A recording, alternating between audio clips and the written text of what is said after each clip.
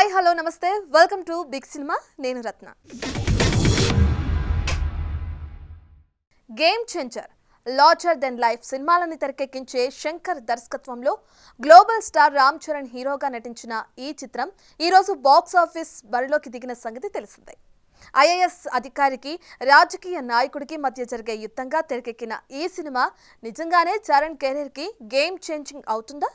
దాదాపు 500 కోట్లు గుమ్మరించారంటున్న దిల్ రాజుకి కలెక్షన్ల వర్షం కురిపిస్తుందా? Let's watch. భారీ సినిమాలని తెరకెక్కించే శంకర్ మొదటిసారి తెలుగులో స్ట్రైట్ గా దర్శకత్వం వహించిన cinema game changer. Sri Venkateswara creations పై దాదాపు 500 కోట్ల భారీ బడ్జెట్ తో దిల్ రాజు నిర్మించిన ఈ సినిమాలో రామ్ చరణ్ డ్యూయల్ రోల్ చేశాడు. ఇక చరణ్ సరసన కియారా నటించగా ఎస్జే సూర్య, శ్రీకాంత్, అంజలి తదితరులు కీలక పాత్రల్లో మెరిసిన సంగతి తెలిసిందే. ఇక ఈ రోజే థియేటర్స్ లోకి వచ్చిన ఈ సినిమా కథ విషయానికి వస్తే, రామ్ నందన్ తన లవర్ దీపిక కోసం ఐపీఎస్ నుంచి ఐఏఎస్ అవుతాడు. తన సొంత జిల్లాకే కలెక్టర్ గా వచ్చిన రామ్ నందన్ సమాజాన్ని మార్చాలని, పేద ప్రజలకు సాయం చేయాలని తపన పడుతుంటాడు. అదే జిల్లాలో మంత్రి మోపిదేవి అనేక అక్రమాలు చేస్తూ తన తండ్రి సీఎం సత్యనారాయణ చనిపోతే ఆ సీట్లో కూర్చోవాలని చూస్తుంటాడు. ఈ టైంలో మోపిదేవి అక్రమాలకు రామ్ నందన్ అడ్డుపడతాడు. అలా వారి మధ్య వార్ నడుస్తున్న టైంలో సీఎం సత్యనారాయణ చనిపోతాడు. దీంతో మోపిదేవి ముఖ్యమంత్రి అవుతాడు. ఈ క్రమంలో రామ్ నందన్ దీపిక పెళ్లిపై అటాక్ చేస్తాడు. అలా ఇంటర్వెల్లో ఓ బ్లాస్టింగ్ ట్విస్ట్. ఆ మోపిదేవి అటాక్ తర్వాత ఏం జరిగింది? శ్రీకాంత్ ఎలా చనిపోయాడు?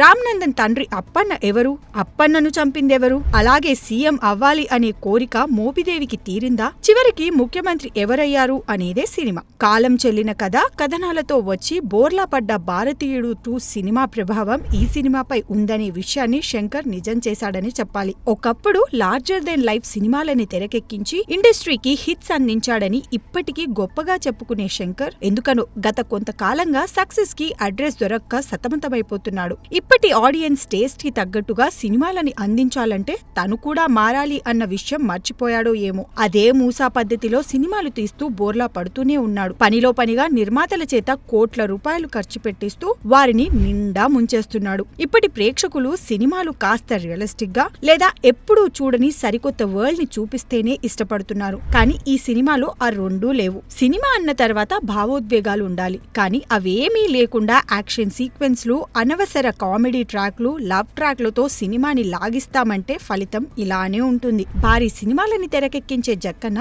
టాప్ డైరెక్టర్ అయ్యాడంటే కారణం ఎక్కడా తన సినిమాలో భావోద్వేగాలను మిస్ కాకుండా చూసుకోవడమే. కార్తిక్ సుబ్బరాజ్ అందించిన కథ బాగానే ఉన్నప్పటికీ కథనం మిస్ ఫైర్ అయిందనే చెప్పాలి. స్టార్ గా టాప్ లీగ్ లో ఉన్న చరణ్ నుంచి సినిమా వస్తుందంటే మంచి అంచనాలుండాలి. కానీ ఈ సినిమా విషయంలో అవి లేవంటే క్రెడిట్ అంతా శంకర్ కే దక్కుతుంది. అయితే సినిమాలో నటన పరంగా రామ్ చరణ్ కు వంక పెట్టాల్సిన అవసరం లేదు. అప్పన్న పాత్రలో కూడా అద్భుతంగా నటించాడు. అతనికి తోడు అంజలి కూడా అద్భుతమైన నటన ప్రదర్శించింది. మరో హీరోయిన్ గా నటించిన కియారా గురించి ఎంత తక్కువ మాట్లాడుకుంటే అంత మంచిది. ఇక రెహమాన్ లేని లోటుని బాగా తెలిసేలా చేయడంలో తమన్ బాగానే సక్సెస్ అయ్యాడు. ఇకపోతే గ్రాండ్ గా 15 కోట్లు ఖర్చు పెట్టి తీసిన నానా హైరానా పాటకు ఈ సినిమాలో చోటు లేకపోవడం ఆశ్చర్యమే. 4 రోజుల తర్వాత ఈ పాటను యాడ్ చేస్తామంటున్నారు. కానీ దాని ప్లేస్మెంట్ ఏదో మేకర్స్ కే తెలియాలి. మొత్తానికి రాజమౌళి సినిమా తర్వాత సినిమా చేస్తే ఫ్లాప్ అవుతుందనే సెంటిమెంట్ ని జూనియర్ ఎన్టీఆర్ దేవరా సినిమాతో బద్దలు కొడితే చరణ్ మాత్రం బద్దలు కొట్టలేకపోయాడు. చూడాలి మరి మొదటి రోజే డివైడ్ టాక్ తెచ్చుకున్న ఈ సినిమా లాంగ్ రన్ లో ఏమాత్రం నిలబడుతుందో. ప్రీ రిలీజ్ బిజినెస్ భారీ బడ్జెట్తో తెరకెక్కిన పాన్ ఇండియా స్థాయిలో సినిమాలు విడుదలయ్యే ప్రతిసారి ఈ పదం కొంచెం గట్టిగానే వినిపిస్తుంది. కారణం 100 కోట్ల బడ్జెట్తో నిర్మాణమయ్యే సినిమాలు ఈ ప్రీ రిలీజ్ బిజినెస్ పై భారీ ఆశలు పెట్టుకోవటమే. మరి ఈసారి పొంగల్ బరిలో దిగుతున్న ఈ 3 సినిమాలు ఏది ఎంత ప్రీ రిలీజ్ బిజినెస్ జరుపుకుందో మనము ఓసారి లుక్కేద్దాం. గేమ్ చేంజర్, డాకు మహారాజ్ సంక్రాంతికి వస్తున్నాం. ఈ పొంగల్ బరిలో దిగుతున్న ఈ 3 సినిమాలు దేనికవి బాక్స్ ఆఫీస్ వద్ద సత్తా చాటుతామంటూ ఫుల్ కాన్ఫిడెంట్ గానే కనిపిస్తున్నాయి. ఇలా ఒకే సీజన్ లో 3 స్టార్ హీరోస్ బాక్స్ ఆఫీస్ బరిలో దిగుతుండడంతో థియేటర్స్ లో కూడా మంచి ఫెస్టివల్ వైబ్ క్రియేట్ అవుతోంది. అయితే భారీ బడ్జెట్స్ తో తెరకెక్కిన ఈ 3 సినిమాల ప్రీ రిలీజ్ బిజినెస్ లని ఒకసారి చూస్తే 130 కోట్ల థియేట్రికల్ రైట్స్ అమ్ముడై గేమ్ చేంజర్ మొదటి స్థానంలో నిలిచినట్టు తెలుస్తోంది. ఇక జనవరి 10నే థియేటర్లలో థియేటర్లలోకి ఎంటర్ అయిన ఈ సినిమాకి భారీ సినిమాల దర్శకుడు శంకర్ ఈ చిత్రానికి దర్శకత్వం వహించడం global star Ram Charan pan India craze Dil Raju productions extra advantage గా నిలిచినట్టు సమాచారం.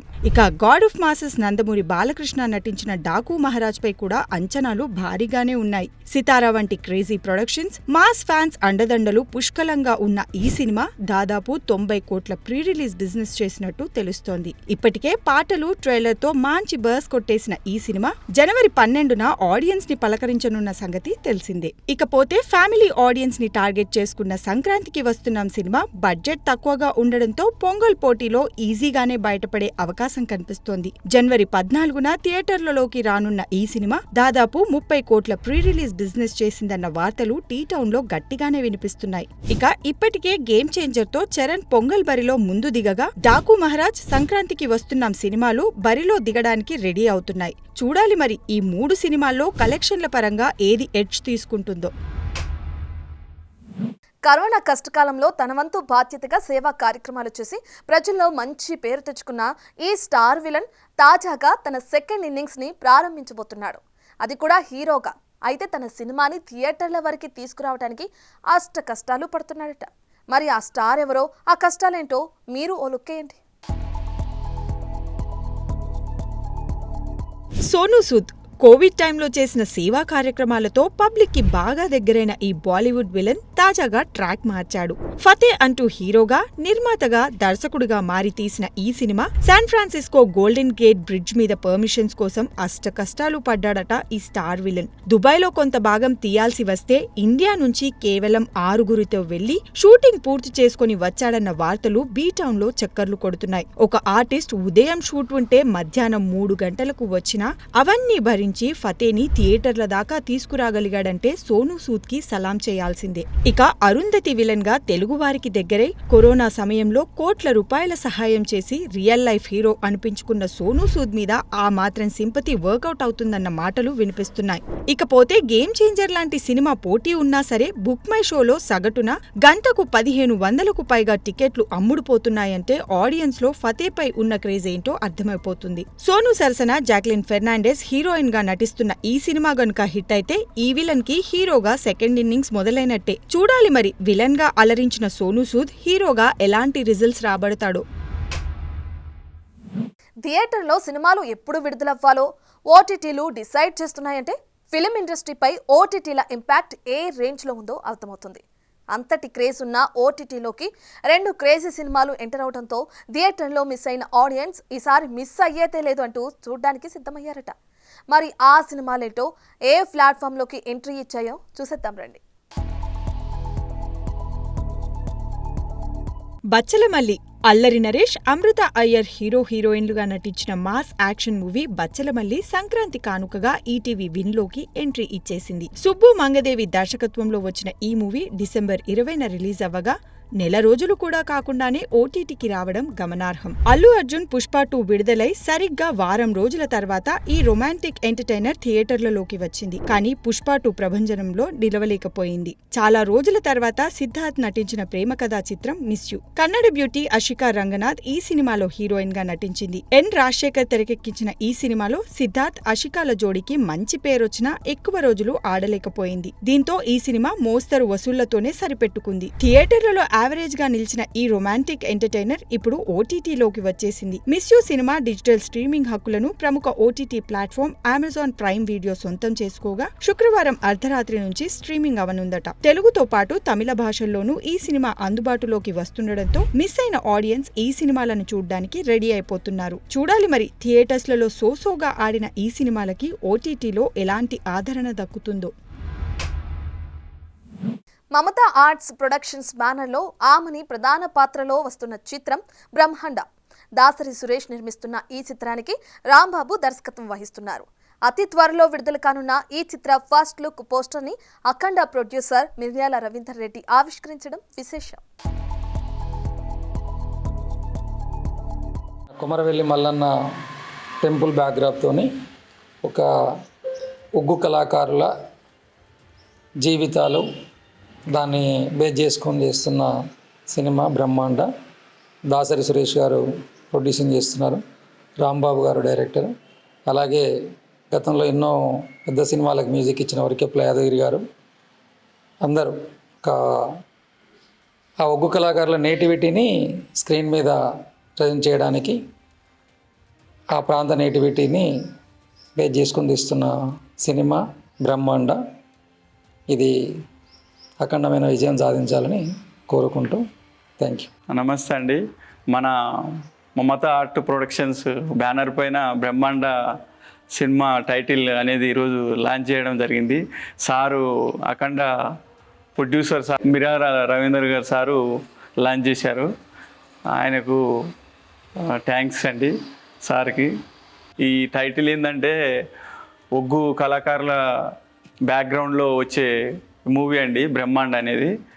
ఇది మన ఒగ్గు కళాకారులు విలేజ్లలో ఎంతోమంది ఎన్నో తీరుగా చేస్తుంటారు.